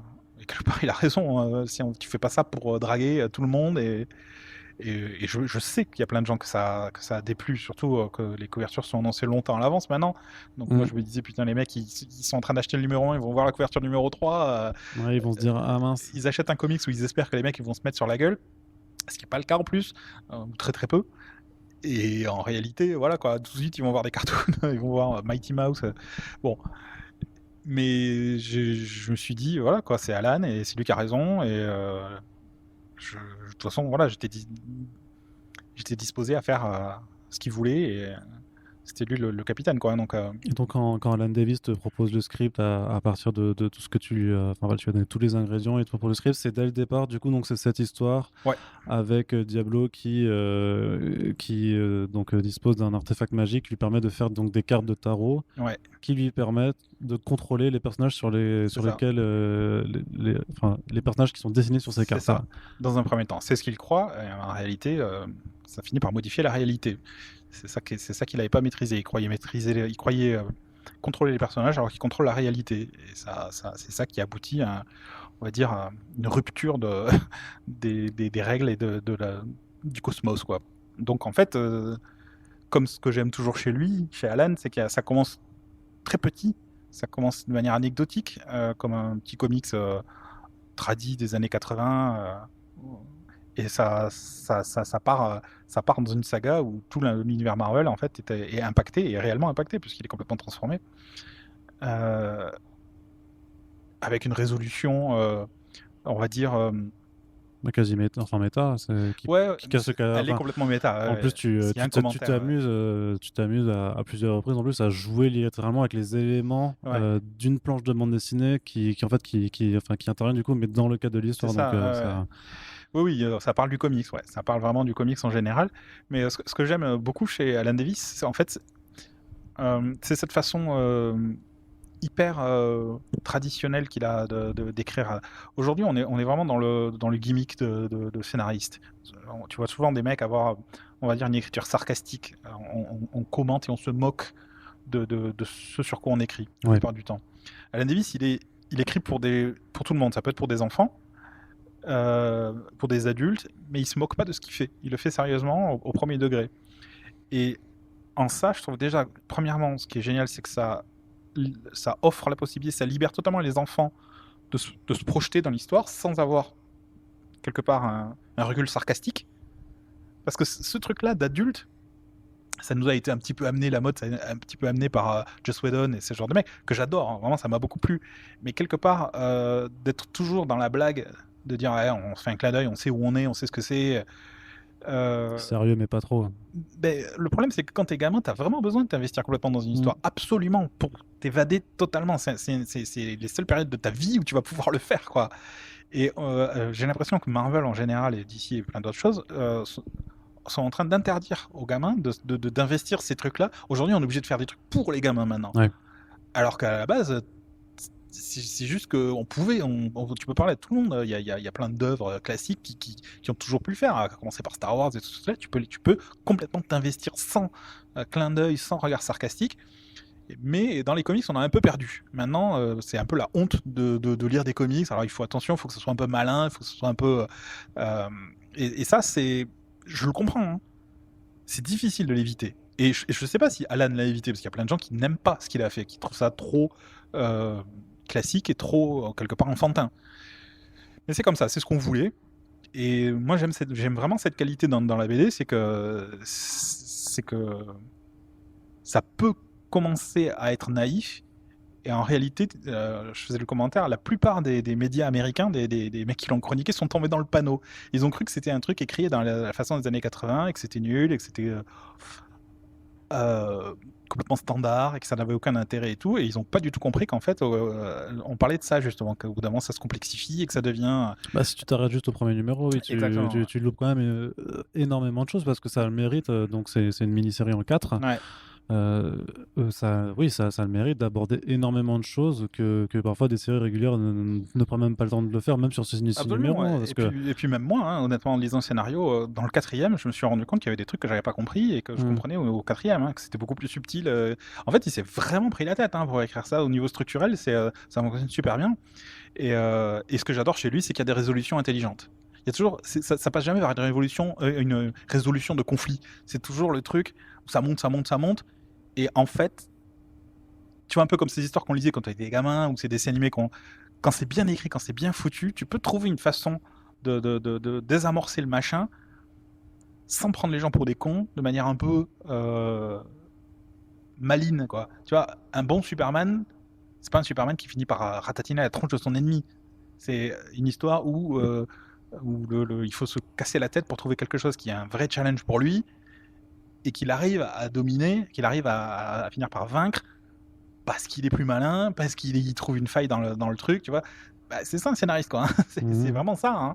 Et c'est ce que j'aime chez lui, c'est qu'il l'a fait de façon très traditionnelle, en se prenant la tête, en essayant de dire, je fais pas une histoire standard, j'essaie de trouver un truc qui a le mérite d'exister, qui doit exister, quoi. Ça m'a quand même fait sourire. Alors pour nos auditeurs et nos auditrices, on ne spoilera pas à la fin, on ne détaille pas, mais quand même sur la conclusion, ça m'a quand même fait marrer de voir que dans une BD, dans un truc papier, en fait, c'est quand même un peu, on va dire, le numérique qui sauve le monde, quoi. C'est un peu curieux quand même de sa part. Ben, il a des petits enfants. Et d'accord, du oui, coup, je pense que quelque part, il découvre les nouvelles formes d'entertainment sans les juger. Et c'est un peu, tu vois, c'est un peu l'idée de, ouais, sans juger, tu te dis, il y a toujours une évolution, on est toujours en train de découvrir de nouvelles façons de s'investir et tout, et que, ça parle un peu de ça, quoi. Là, ça parle de la capacité d'attention des gamins aussi. Ce qui est amusant, parce que quand tu vois les blogueurs un peu bas du front américains qui sont tombés dans le truc et qui n'avaient pas la capacité d'attention pour comprendre l'histoire, c'est assez hilarant quand tu réfléchis. Voilà. Qu'est-ce qui était le plus difficile à dessiner? Parce que tu as énormément de personnages, tu as énormément d'actions différentes, ça convoque plein de choses parce que tu démarres dans une scène, donc un souvenir de l'époque de création des Defenders, dans la Seconde Guerre mondiale. On passe avec du cosmique, on voit Galactus, le surfeur d'argent qui va chercher un café. Ensuite, on est dans une dimension avec des êtres cartoonesques. Ça va vraiment dans énormément de directions différentes. Ça convoque un peu alors peut-être pas tout non plus, parce qu'en 4 numéros, ce serait compliqué, Ouais. mais énormément de choses qui existent chez Marvel à différents égards. Tu te permets même de faire des mélanges, hein, on va dire. Mmh. Je ne vais pas trop en dire non plus pour ceux qui Ouais. n'ont pas encore lu. Qu'est-ce qui était le plus compliqué? J'imagine que tout a Hem, été compliqué. Bah, le plus compliqué, c'était vraiment de faire ça dans les temps, quoi. Mais avec les temps impartis par l'industrie américaine. Mais en réalité, ce qui était difficile, c'est vraiment toutes les scènes de groupe. Toujours cette idée de devoir composer une scène où tu vois chaque personnage faire quelque chose de différent. Donc qu'il soit bien mis en valeur et que tu aies à la fois une compréhension de l'image instantanée et à la fois une compréhension de l'image singulière à chaque action de chaque personnage. Que des trucs où finalement, j'étais confronté à la difficulté de me dire: «Mais qui est capable de faire ça? Alan!» Il y a pas grand monde et donc forcément, j'étais toujours en train de courir après, Alan Davis. C'est et ça, c'était une réelle difficulté parce que du coup, tu perds beaucoup de choses. Tu perds même tes acquis stylistiques parce que tu es tellement en train de courir après, des choses qui sont difficiles à faire que du coup, tu sais pas si tu es capable de sécuriser, ce que tu as comme acquis habituellement, quoi, au niveau de ton identité. Alors, je me suis rendu compte, d'ailleurs, a posteriori, qu'il y avait des influences, de gamins qui ressortaient. C'est-à-dire que j'étais tellement en train d'essayer de faire un comics où les Vengeurs sont les Vengeurs que, quelque part, mon style, apparaît moins et des fois, je me dis: «Mais ça ressemble au premier Vengeur que j'ai lu de Perez, à l'époque, avec Marv Wolfman». Non, David Michelini, c'était. Hem Et je me suis dit: «Ben, au bout d'un moment, c'est quasiment, une réponse, heu, de repli, quoi. Tu vois? Mm. C'est-à-dire tu te replies sur, il faut que ça ressemble aux Vengeurs et donc les Vengeurs, ça ressemble à ça pour moi donc Et en même temps, c'est une bonne chose si, quelque part, vu que ça il y a quand même une volonté de faire une sorte ouais. de récit classique, donc si ton trait, même malgré tout, en fait, Oui, oui, s'adapte oui. pour ressembler au récit d'époque, Oui, mais je m'exprime mal. Ce c'est que que je veux c'est dire, réussi, ce que hein. je veux dire, c'est que c'est paniquant pour moi de le faire parce que tu perds le contrôle. Le Mmh. résultat n'est pas forcément mauvais. Si tu veux, finalement, ça sert, finalement, ça fonctionne. Mais c'est juste l'idée que quand tu es en train de le faire, c'est douloureux parce que tu as pas le contrôle, quoi. Et c'est Mmh. difficile. Parce que on est tous toujours en train de se comparer à d'autres dessinateurs du moment. On veut toujours être moderne et être. Et il y a un moment donné où tu fais juste ce que tu peux. Et après, si ça tombe bien, bon, après, j'avais un filet de sécurité, hein, parce que Alan, il m'aurait dit si ça marchait pas. Mais bon, c'était quand même.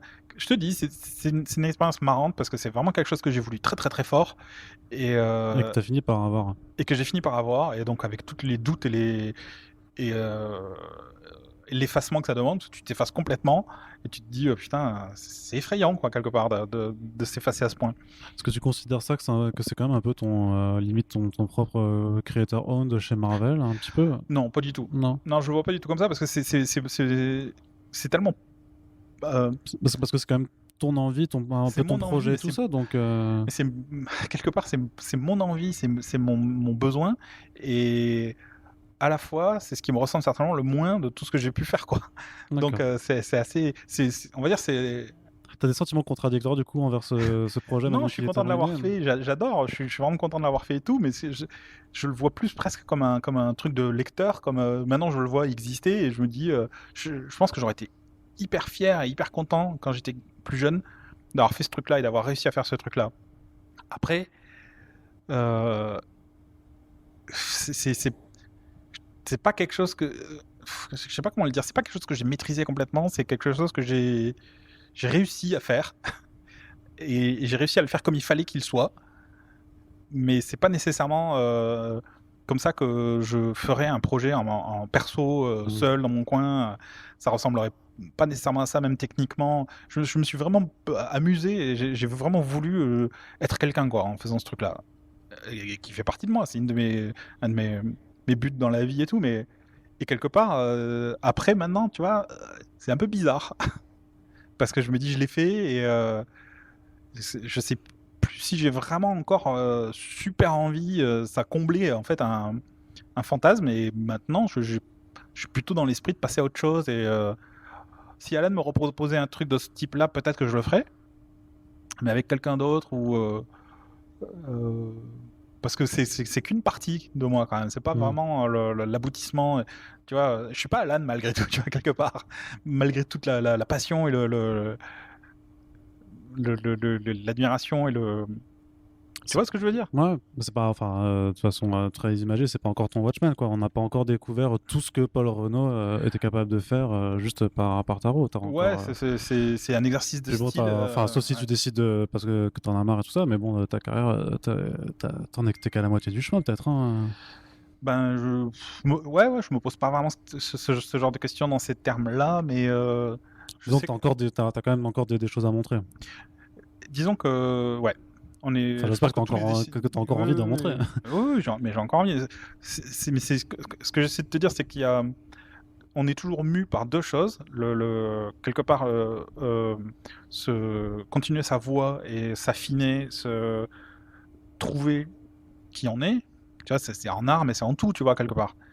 Et ressembler à ses modèles, son éducation, ses parents, et être quelqu'un qui répond être quelqu'un de bien, en quelque sorte. Bon. Faire ce truc pour Marvel, c'est un peu une injonction parentale. C'est un peu dire, voilà, je trouve un job, je fais comme mes parents, j'essaie de le faire bien. Maintenant, j'espère y avoir réussi. Je me suis confronté à la plus grosse difficulté que je pouvais imaginer. Faire des choses avec des injonctions et des critères d'autres gens, pas des miens, quelque part.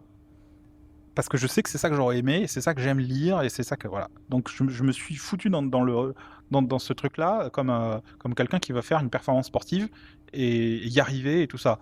Voilà, une fois que tu as franchi la barre que tu voulais, en quelque sorte, je me retrouve dans la position où je me dis bon, et maintenant moi, qu'est-ce que j'ai envie de faire maintenant? Hmm. Comme si c'était pas moi qui voulais faire le truc avant, mais finalement bien sûr que c'était moi qui voulais faire le truc avant. C'est juste que maintenant je me dis je retourne à ma voie et je me dis comment je peux retravailler mon dessin, le faire évoluer, le faire paraître le mieux possible, affiner, être dans des techniques qui me conviennent le mieux pour m'exprimer le mieux, rendre les ambiances que je veux, éprouver du plaisir de dessin le plus pur possible. Tu vois, le trajet d'un artiste classique, quoi. Toutes les questions que se pose tout le monde. C'était une parenthèse, on va dire, hyper importante pour moi de vivre le rêve Marvel, de faire tous ces trucs. Et je continuerai, je vais en faire d'autres et tout, c'est un plaisir. Mais j'ai quand même l'impression d'avoir vécu le truc quand même, Hmm. là. T'as franchi une étape Ouais, importante. j'ai vécu le truc que je me disais, je voudrais être le dessinateur des Vengeurs quand j'étais gamin et faire une grande aventure, comme le faisait Alan Davis, et voilà quoi. Maintenant, je suis intéressé en tant que professionnel pour en faire d'autres et investi par ces trucs-là, mais pas mu par le même désir, tu vois, ça me bouffait avant l'envie de faire ça, quoi. Hmm. Maintenant, voilà, je suis content d'avoir fait et je suis content d'être retourné au tradi depuis, tu vois. C'est quoi la suite alors? Bah ça, bon, déjà, la suite, c'est difficile à dire, parce qu'avec le Covid qui a frappé l'industrie assez sévèrement quand même, tout s'est mis au ralenti, donc il y a plein de projets qui sont en attente maintenant, dont celui sur lequel j'étais en train de travailler avant. Ça fait partie de la réduction de 30% Bah, en dont fait, on a entendu parler un peu. oui et non, dans le sens où le projet de toute façon n'avait pas de deadline, celui sur Ouais. lequel je bossais. Donc Bah, forcément, quelque part, j'ai envie de dire, je te recoupe, mais Taro non plus. Enfin, quand tu as commencé à travailler dessus, fallait que juste il y ait assez de numéros en avance pour que vous puissiez le ouais. sortir mensuel, mais t'avais pas non plus une deadline Bah, il m'avait pas si. trop dit, donc du coup j'étais obligé de travailler avec l'idée qu'il y avait une deadline. Donc D'accord, quand même. Ouais. je me suis imposé moi-même une deadline sans trop savoir, parce que je me dis à tout moment ils peuvent l'annoncer, donc il fallait pas que je perde Sans de te temps, quoi. concerter. Ouais. Ok, d'accord. Et tu sais, ils sont un peu comme ça. Ils ont tellement peur que les dessinateurs disparaissent dans la nature que du coup, ils nous disent pas forcément qu'on a plus de temps. Bah, si vous signez un contrat, techniquement, vous pouvez pas Mais on signe pas disparaître. de contrat. Moi, je suis freelance. Tu vois, j'ai un contrat qui détermine que je suis payé Mais, tant pour tel temps pour une page, quoi. C'est tout. mais même quand tu fais Tarot, t'aurais pu Non, non, décider non. de te barrer. Hein. Non, non, il n'y a pas un contrat spécifique à Tarot. Non, non, Ok. ouais, ouais. Et du coup, non, du coup, ils font de la gestion comme ça, quoi. Ils gèrent les énergies en te disant pas forcément. Et d'ailleurs, voilà, je l'ai appris, j'étais au Comic Con, ils m'ont dit, bon, ça y est, on annonce Tarot, donc ça veut dire qu'il faut que ça se termine à telle date et tout. Je suis là, waouh! Si tu fais des maths dans ta tête, c'était. Ah mince, il me reste encore 50 planches à dessiner. Ouais, non, mais c'était un peu ça. Il me restait le dernier numéro, plus les couleurs des deux derniers que j'ai fait avec Stéphane Petro. Ouais. Donc c'était du boulot, ouais. D'ailleurs, tu choisis comment tes coloristes Ben, pour Taro, ça devait être Laura Martin qui devait les faire. Puis finalement, elle a eu un problème à l'œil, elle a pas pu à ce moment-là. Et donc j'ai demandé Paul Mounts pour le faire parce que j'aimais bien ce qu'il avait fait sur The Ultimates. Mais bon, il a tout de suite été à la bourre. Enfin, il y avait des gros problèmes sur les 2 premiers numéros. Et du coup, Stéphane, avec qui j'avais travaillé sur Black Panther, était dispo. Et donc il l'a repris à partir du numéro 3 et on a travaillé un peu à deux mains. Les couleurs, c'est lui qui a fait le plus gros, et puis moi je faisais des retouches derrière pour avoir ce que je voulais. Et les numéros 3 et 4 sont vraiment ce que je voulais, quoi. C'est vraiment l'image que j'avais du projet. Les 2 premiers, bon, ça passe, mais c'est pas du tout ce que je voulais, quoi. En pourcentage, l'importance de la colorisation sur un dessin. C'est hyper important. Enfin, la couleur, c'est ce que les lecteurs voient en premier quand ils regardent une page. Donc, étant donné que moi, la plupart du temps, je fais mes couleurs, et sauf quand j'ai pas le temps. Du coup, c'était vraiment génial de pouvoir travailler avec Stéphane, parce que lui, il était vraiment OK pour une collaboration totale. Donc, je pouvais repasser sur ses pages direct et tout. Donc, du coup, c'est assez fun, parce que la collaboration a abouti à un truc qui est ni lui ni moi. Ça fait une entité différente, mais dont on est content tous les deux, quoi. Donc, c'était marrant. D'ailleurs, tu encres tes dessins. Ouais. T'as jamais fait ancrer par quelqu'un d'autre? Non, jamais. C'est quelque chose qui te ferait peur d'un moment d'adopter vraiment une production, justement, parce que le fait est que tu as du mal peut-être à tenir un rythme mensuel parce que tu t'occupes de tout. Si tu fais ton ancrage et tes couleurs.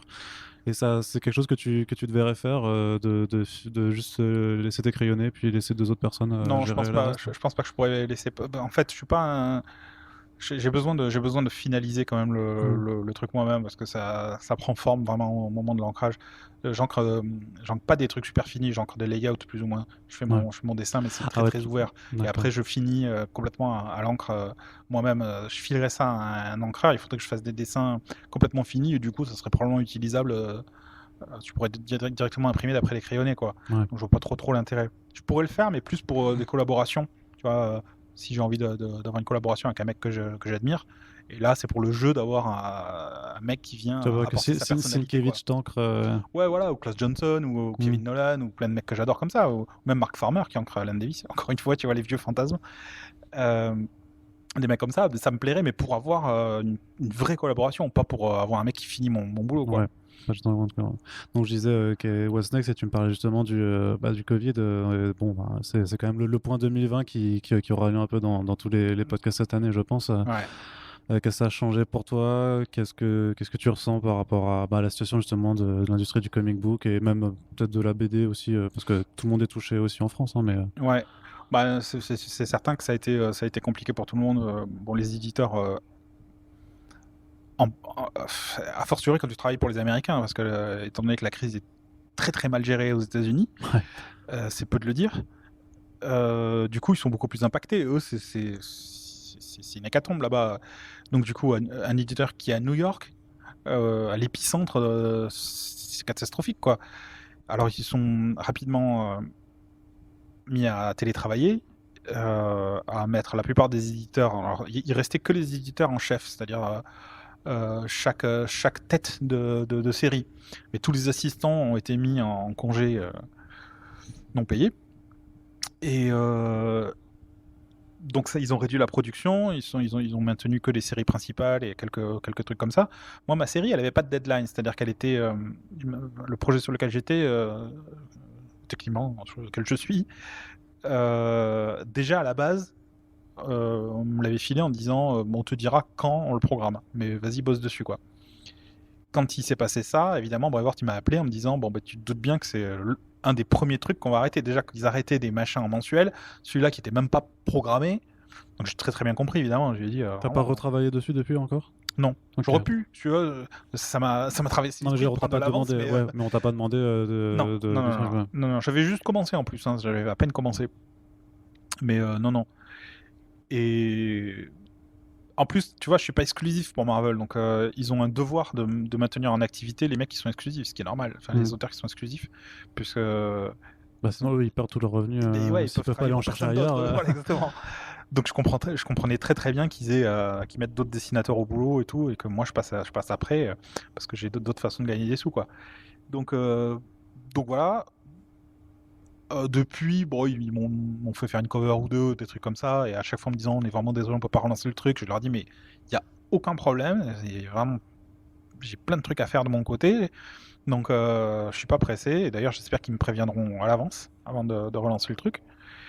Et puis voilà quoi. Mais c'est difficile pour les libraires parce que évidemment ils ont dû fermer, donc c'était très difficile. C'est toute la chaîne, tu vois, qui est impactée. Donc une industrie qui dépend du moindre maillon, là tout le monde a pris cher. Donc les auteurs aussi, évidemment. Alors là vraiment, mais bon, c'est vrai que l'avantage que j'ai par rapport à d'autres gens et même par rapport à des scénaristes, c'est que tu vois, on produit notre propre truc. Je suis Toi, tu peux dessiner. Voilà. Tu peux faire des commissions. On t'a vu faire d'ailleurs, c'était vachement chouette ce sketchbook pour Comic Zone avec en fait, Olivier Vatine. c'est le premier truc que j'ai pensé. Je me suis dit, putain, les potes et tout, les libraires qui vont prendre cher. Donc, j'ai appelé Kader, donc de Comic Zone, en lui demandant qu'est-ce que je peux faire pour aider. Et il me disait, le problème, c'est la caisse, en fait. Il faut que ça tourne. Et au final, on pourra certainement se relever, mais ce qui va être très très dur, c'est de ne pas avoir d'argent qui rentre pour pouvoir payer l'employé, ce genre de truc. Ça va être un bain de sang, quoi. Donc du coup, ce que je lui ai proposé, c'est qu'on avait fait un sketchbook avec Olivier Vatine, et il m'en restait 100 exemplaires à moi. Et je lui ai dit, ce que je peux te faire, c'est te donner l'exclu de le vendre. Et moi, je fais des dessins gratos, puis des trucs un peu chiadés, tu vois, un peu exceptionnels, pas le truc que tu peux avoir en festival. C'est-à-dire que tu fais des trucs nuls en festival, c'est ça? Non, mais t'as le temps, quoi. Enfin, t'as plus le temps de faire un truc un peu. Je te taquine. Et donc, du coup, voilà, c'est le cadeau que je lui ai fait. Je lui ai dit, tu proposes un dessin gratos, t'as l'exclusivité des 100 trucs, il les a vendus en 2 jours. Et du coup, ça lui a permis de payer son employé. Par mois.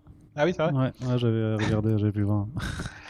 Et donc du coup, ouais, ça, à l'échelle de la crise, c'est vraiment pas grand-chose, mais lui, ça lui a permis de payer son employé, et c'est déjà pas mal, quoi. Ouais.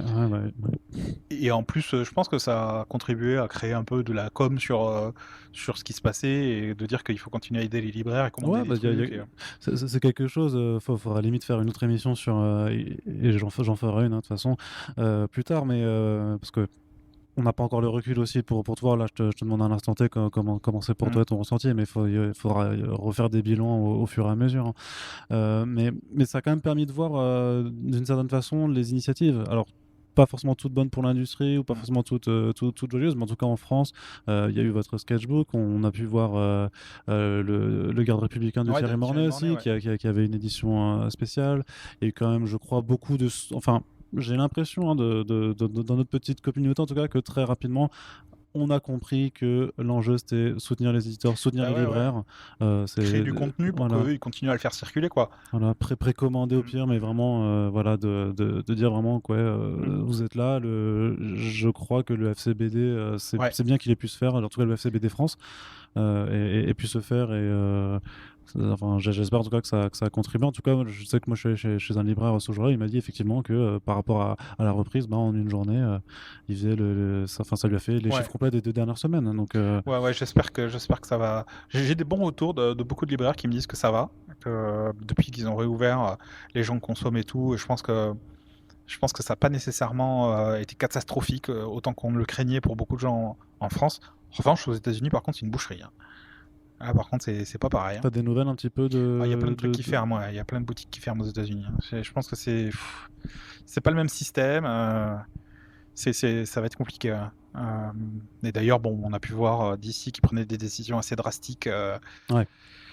Il y aura aussi tout un truc à faire par rapport à Diamond Comics, puis par rapport à... Bon, alors, il y a des licenciements qui sont aussi liés à AT&T, tu vois.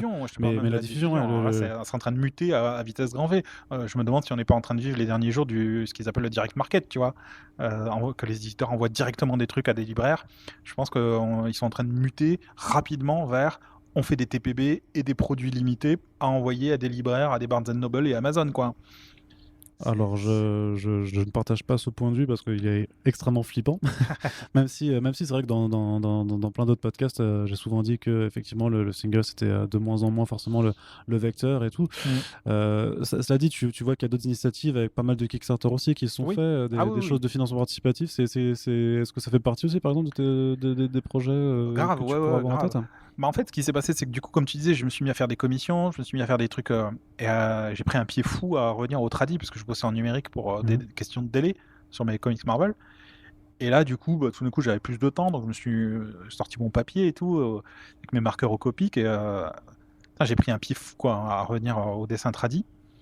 Et à tel point que maintenant, je me dis, putain, si les délais de Marvel me permettent, je crois que je vais revenir à du tradi, quoi.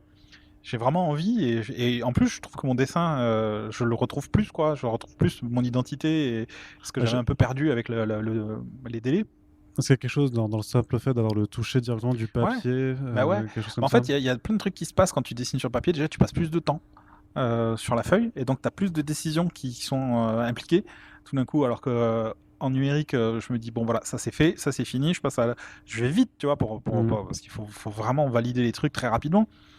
En tradi, ben, t'as ta page, et tu fais monter les grilles, les niveaux, les ombres, la lumière et tout, puis t'as toujours une vision, un œil constamment sur la composition globale. Donc attention, cette zone elle est trop claire, donc je vais rajouter un peu du grain, de la texture. Là, je suis en train de faire monter le modelé du visage, mais est-ce que ça va aller avec le reste du décor qui est trop texturé? Tu vois, et puis tout d'un coup, à la fin, t'as une image qui est vraiment bien travaillée, bien équilibrée, et avec, comme je te disais au début, plus d'erreurs que tu as commises, ce qu'on appelle les accidents heureux, tu vois, que tu arrives à récupérer et qui créent du style et tout ça. Et à la fin, tu as une pièce qui ressemble au final beaucoup plus à ce qui a toujours été ton dessin que le truc que tu fais en numérique qui est nécessairement plus générique. Par la rapidité et puis par l'efficacité, en fait, que tu arrives à avoir un truc efficace rapidement, donc tu t'arrêtes. Mais tu vois, c'est que ça reste quand même plus générique. Et moi, j'ai ce défaut-là d'être j'ai toujours le risque d'être générique, surtout quand je fais pas mes couleurs. J'ai toujours ce risque-là parce que, comme je te disais, j'ai beaucoup d'influence et je reste dans les pas des autres et tout, donc ça reste quand même un danger au niveau carrière. C'est pas toujours terrible d'être générique. Donc, alors qu'en tradi, au final, je me retrouve vachement plus, et j'ai l'impression d'être vachement plus moi-même, quoi.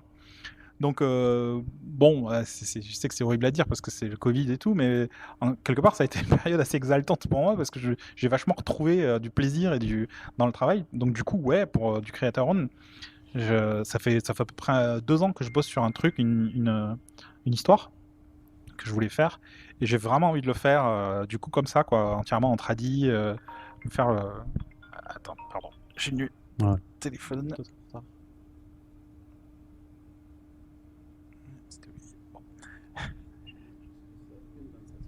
toute façon, on va bientôt finir, hein. Voilà. Enfin, on va terminer. Donc voilà, donc j'ai des envies, par rapport à des trucs plus perso. Donc j'aimerais bien faire un portfolio avec des images que j'ai fait justement, des commissions au Copic en grand format, un truc un peu quali, comme ça, et puis faire un crowdfunding pour faire ma série perso. Bon, ça va prendre du temps, mais voilà, j'ai bien verrouillé au niveau histoire maintenant. Il faut que je m'y mette, quoi. J'ai envie de le dessiner. Alors bon, alterner ça avec des projets Marvel, ça va être inévitable, mais je suis plus motivé que jamais, quoi. Parce qu'on les voit, cette recrudescence, c'est quelque part que les auteurs ou les dessinateurs ont moins besoin au final des structures éditoriales existantes et peuvent plus tenter l'aventure. On voit en tout cas avec Scott Snyder qui se lance. Ouais, ouais, Il ouais. y a même, enfin, même Boom, tu vois, qui fait une sorte de précommande du comics de Matt Kindt et Kanye Reeves. Donc ça se développe. Je pense que ouais, il y a peut-être des vrais changements qui vont se mettre en place sur la façon de fonctionner de cette industrie. Je pense que, comme tu dis, ouais, il y a des changements qui se passent, et c'est pas une réalisation commune à tout le monde. On s'est rendu compte qu'en effet, quand on n'est plus dans le marathon, tu vois, de livrer des comics aussi frénétiquement, qu'on prend un tout petit peu de recul, on se rend compte qu'il y a d'autres façons de faire, et que parfois elles sont meilleures pour tout le monde, en fait, hein.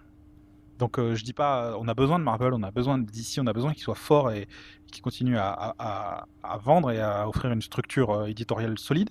Mais en tant qu'auteur, je me rends compte, en sortant un peu la tête de l'eau et du sprint, que ben, on est probablement plus fort en tant que générateur de contenu quand on est libre de faire naître des projets. Bon, c'est facile à dire quand tu as déjà des lecteurs, évidemment, hein, mais bon, voilà, quoi. Et je pense qu'on est beaucoup à se dire ça, hein, en ce moment. Ouais. Et que c'est pas un plan B, hein, c'est juste qu'on réalise qu'on peut faire ça aussi. Mm. Sur la situation en particulier en France, tu as été touché par tout ce qui est système, parce que le fait qu'il y ait cette crise du Covid, notamment par rapport au système d'aide de l'État et tout ça, c'est quelque chose, toi, vu que tu travailles pour l'industrie américaine, du coup, t'es pas vraiment encore Ah concerné non, par j'ai ces rien vu, questions, hein. non, j'ai pas vu d'aide particulière, non, non. C'est pas d'accord, c'est pas dans le truc. Mais en tout cas, j'ai l'impression quand même qu'il y a de l'envie de continuer Ah à ouais, faire des grave. choses, à produire du dessin, de la Bah, bande j'ai même plus dessinée. que jamais, hein. Mmh. Donc c'est une bonne chose, Mmh. j'ai envie de te dire. Et on va terminer sur cet élan d'optimisme et d'énergie, puisque c'est clairement ce dont on a tous besoin pour passer le cap de 2020, en espérant donc des jours meilleurs. Et en tout cas, d'ici à ce que le podcast sorte, je ne suis pas sûr que Taro soit encore, soit déjà disponible, mais en tout cas, Ouais. je vous inviterai à le retrouver chez Panini quand ça arrivera, normalement d'ici les derniers mois de l'année. Et sinon, allez acheter la VO quand même, parce que voilà, c'est bien aussi. Vous avez des libraires en France qui font de la VO et qui pourront très certainement vous aider là-dessus. Absolument. Paul Renaud, je te remercie d'avoir été présent et d'avoir accepté cette invitation pour ces premiers numéros de First Print. On te revoit un jour ou l'autre, peut-être. Avec Je sais plaisir, pas. ouais. Avec plaisir, tu reviens et on aura peut-être de tes nouvelles de façon différente. Je te fais un petit clin d'œil et les auditeurs ne savent pas à quoi je fais allusion, mais ils le sauront très prochainement.